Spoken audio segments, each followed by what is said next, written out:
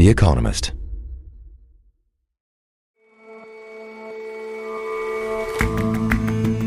Hello and welcome to The Intelligence from The Economist. I'm your host, Jason Palmer. Every weekday, we provide a fresh perspective on the events shaping your world.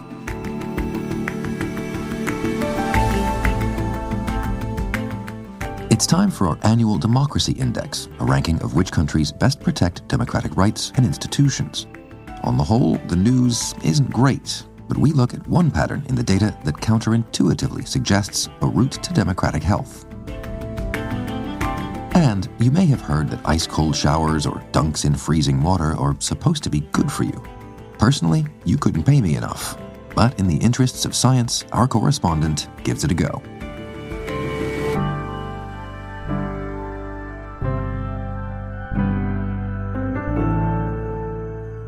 First up, though,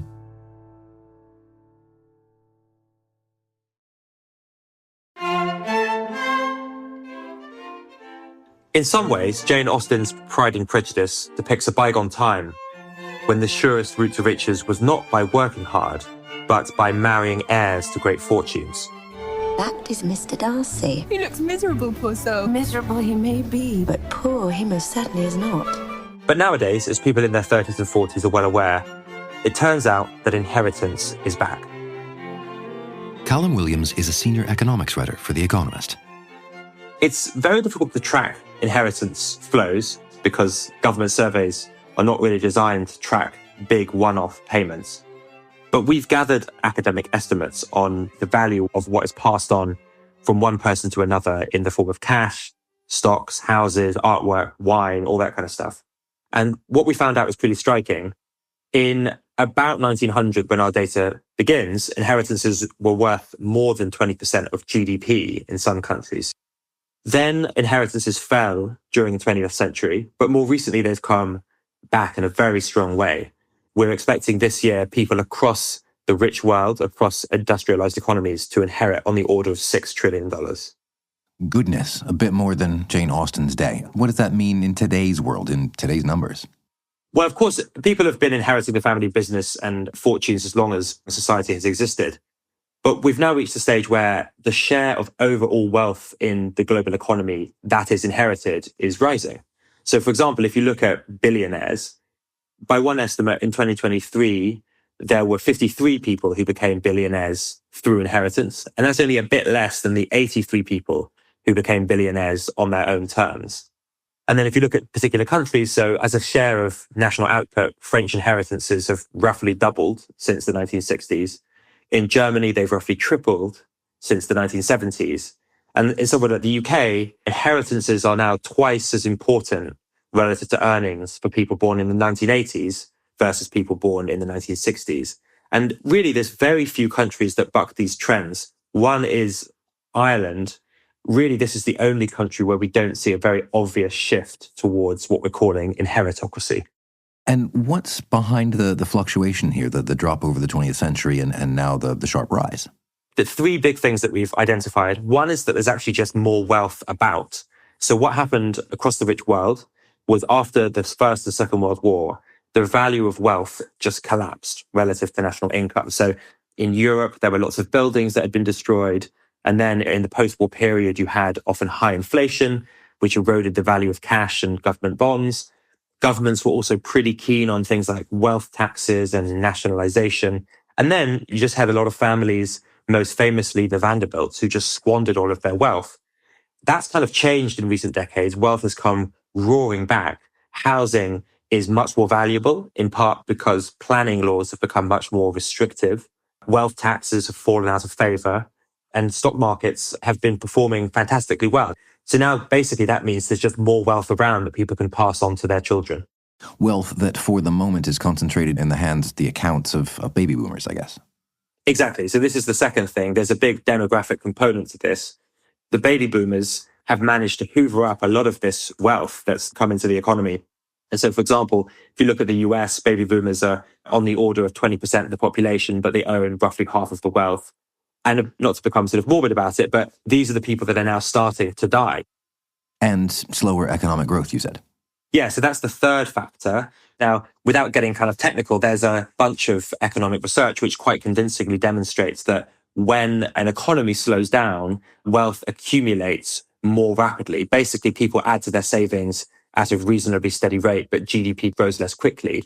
And of course, what you've had in the rich world over recent years is that a combination of weak population growth and weak productivity growth means that GDP growth has slowed down quite sharply. So this is one big reason also why wealth has grown and why inheritances are growing. I mean, it's interesting if you look at the countries that have actually grown reasonably rapidly in recent years. So if, thinking about countries like the US and also Ireland again, they do appear less afflicted by inheritocracy. Whereas you look at the really slow growing countries, Italy being a classic example, and their inheritances have really grown in recent years. The reverse effect is also true, where the inheritance boom could reinforce the trend towards slower economic growth. And the reason why that is because a bit like in Jane Austen's time, it may well be better to focus your energies on finding a really rich person to marry rather than focusing your energies on starting a business or working really hard.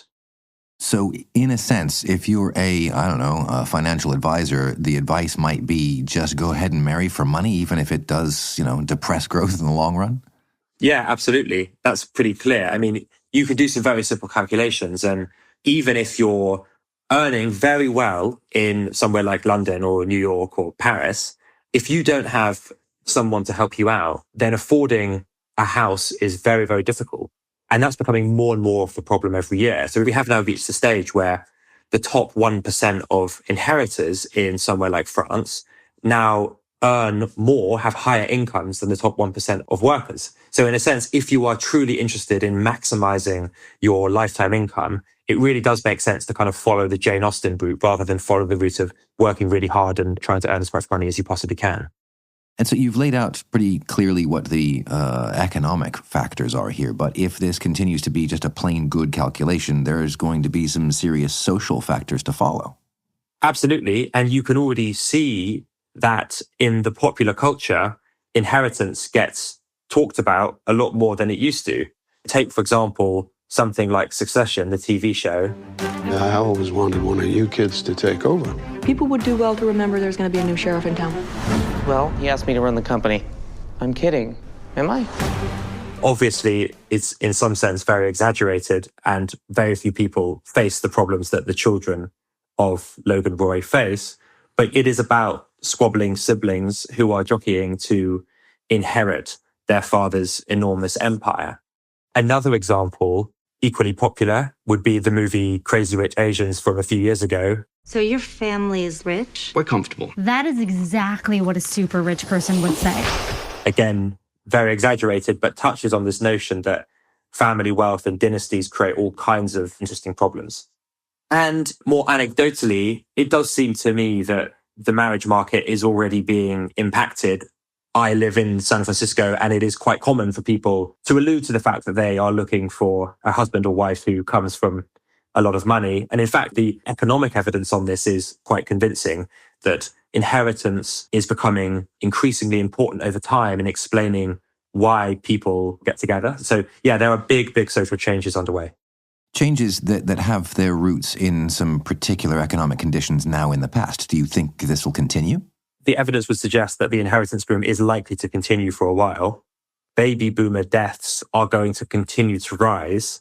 They'll probably peak around 2035 or 2036. So that's one thing. Economic growth is, generally speaking, quite weak. So that reinforces that trend towards wealth becoming more important. Governments are still loosening inheritance taxes. So that means that there's just more money that people get to keep when someone leaves them a bequest. And so you now have this slightly alarming situation where you could get the emergence of an inheritor class that's even more enduring than it was in Jane Austen's day. Callum, thanks very much for your time. Thank you, Jason.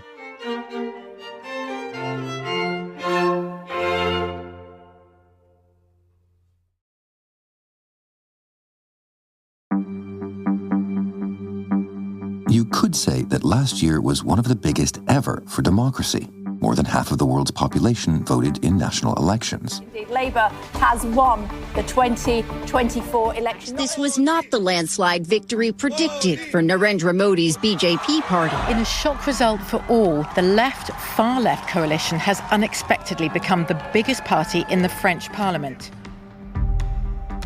But just holding a vote does not a democracy make. In order to work out which countries can be considered democracies and how democratic they actually are, our sister company, the Economist Intelligence Unit, compiles an annual democracy index. 165 countries and 2 territories surveyed and scored based on 60 indicators across 5 categories: electoral process and pluralism, functioning of government, political participation, political culture, and civil liberties. So, did a bumper election last year help make the world a more democratic place? The main takeaway from the 2024 Democracy Index is that this long-running democracy recession is continuing, but at the same time what we're seeing is a growing popular demand for more representative government and political parties. Joan Hoey is editorial director of the Democracy Index. The index score declined once again from 5.52 in 2023 to 5.17. That's on a 0 to 10 scale. And 130 countries of the total 167 covered by the index either registered a decline in their score or made no improvement. So what's going on here to your mind? Why the continuing slide? So the overall regression in the index is being driven by developments among the authoritarian regimes, where the overall negative change in score for those regimes eclipsed a more modest decline in the average score among democracies. So this is in line with a very long-running trend over the past decade and more, where we're seeing a shift towards the authoritarian camp. So today, for example, we have 60 authoritarian regimes. That's up by 8 over the past decade. And we have a decline in the number of democracies since 2014, a decline of 5. That's the shift taking place. Authoritarian regimes are growing in number and they're also becoming more entrenched. So their actual scores are declining as they tend to restrict freedom even more as time goes on. And in light of the fact that we had so many elections last year, did that, I guess, not serve to bump up the overall score of how democracy is doing? Disappointingly, no, this vote quake, as we called it, did not result in an improvement in the overall score for one category of our index, which is electoral process and pluralism. So many elections that took place were not free or fair, and other prerequisites of democracy, such as freedom of speech and association and so on, were absent.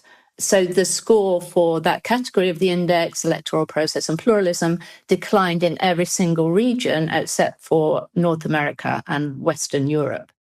So all in all, it appears to be a pretty grim picture this year. Well, I think there are positive things amidst the overall gloom, maybe, and there's quite a lot of gloom around at the moment. First, what we saw in this election wave is a big anti-incumbent trend. Some people would argue, well, surely that shows that democracy is working very well, not really a problem here.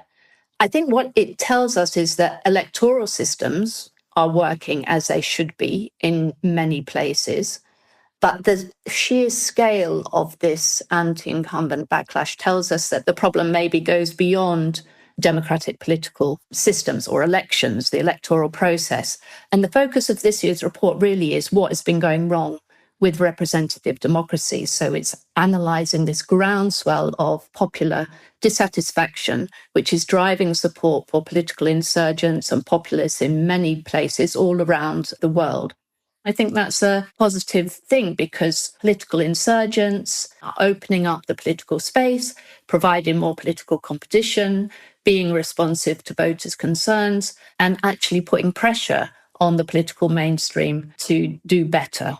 And it's encouraging political participation, which is the one category of the index where there has been improvement over the lifetime of the index. So that's all positive. And given that you're somebody who has watched these trends and watched this index over time, what's your sort of prediction for 2025? Things to look out for, or things that you think are certain to happen? I think all eyes are on what happens in the US under the new Trump administration. The US is classified as a flawed democracy, has been since 2016, mainly reflecting gridlock and problems of declining public trust in institutions and so on. There is a clear demand for change from voters. So whether he can deliver improvements now that the Republicans control both the House and the Senate will start to become clearer after a few months. I think there's some other key elections this year pointing to the possibility of positive change. We had the election in Germany at the weekend. Maybe there will be something that is energetically different. Same goes for Canada, where the unpopular government of Justin Trudeau is on the way out, and we can expect elections in the spring. We have many elections again in Central and West Africa, some of which are likely to be stage managed by incumbents.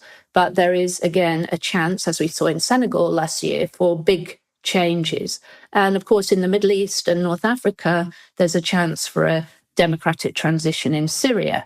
Also, there is a very big risk of internal conflict and violence. So a mixture of good news and bad news, potentially, but I'm open to the possibility of positive results this year. Joan, thanks for your time. It's always a pleasure to keep an eye on how democracy is doing. Well, thank you very much. Thanks for having me. To have a look at what your country scores on the Democracy Index, you can follow the link in the show notes.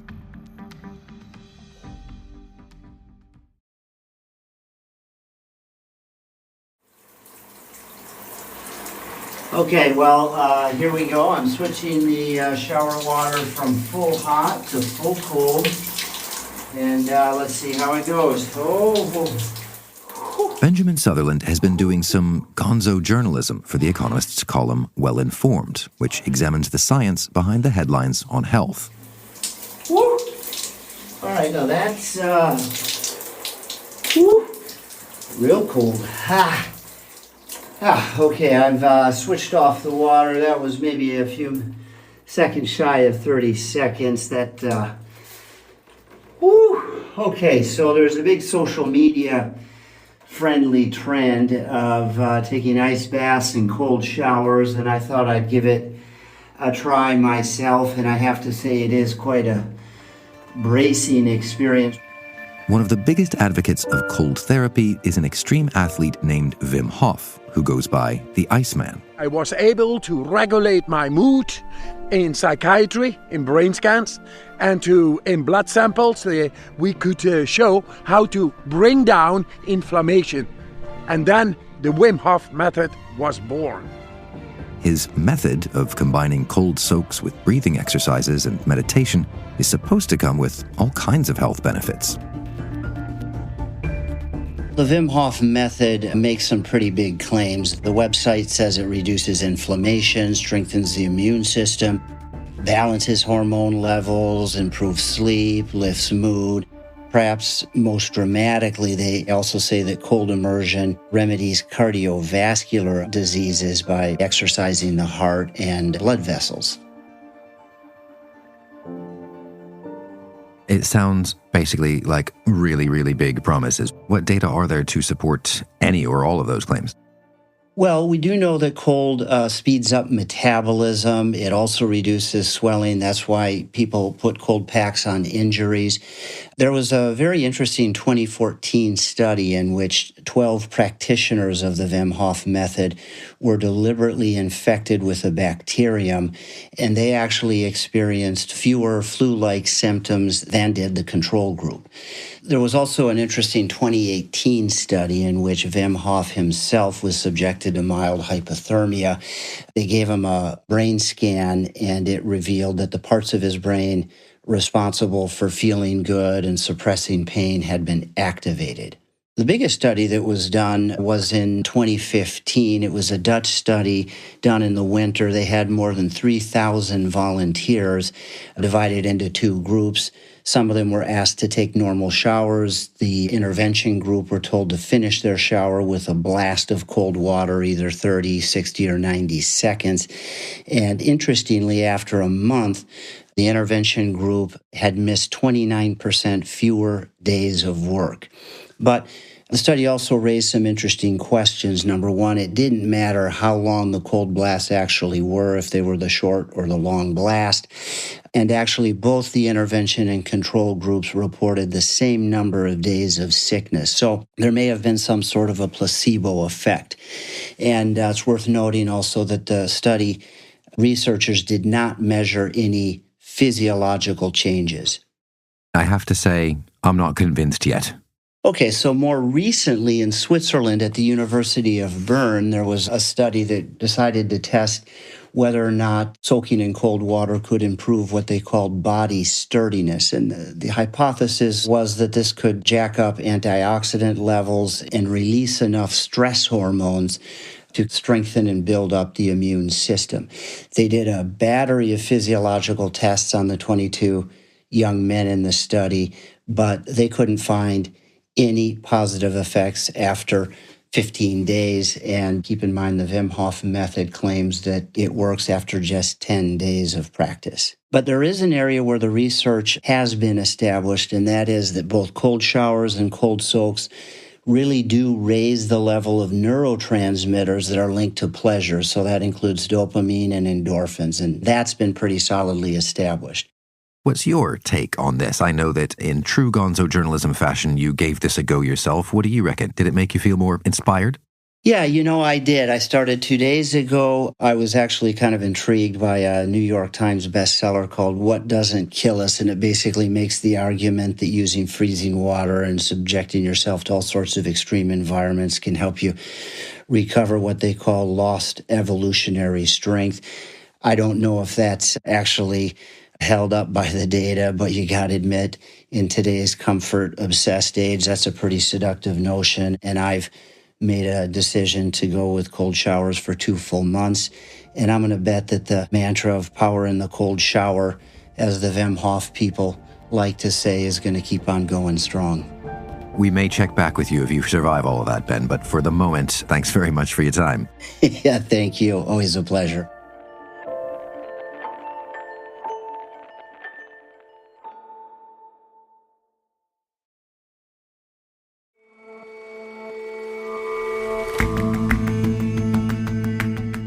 That's all for this episode of The Intelligence. We'll see you back here tomorrow.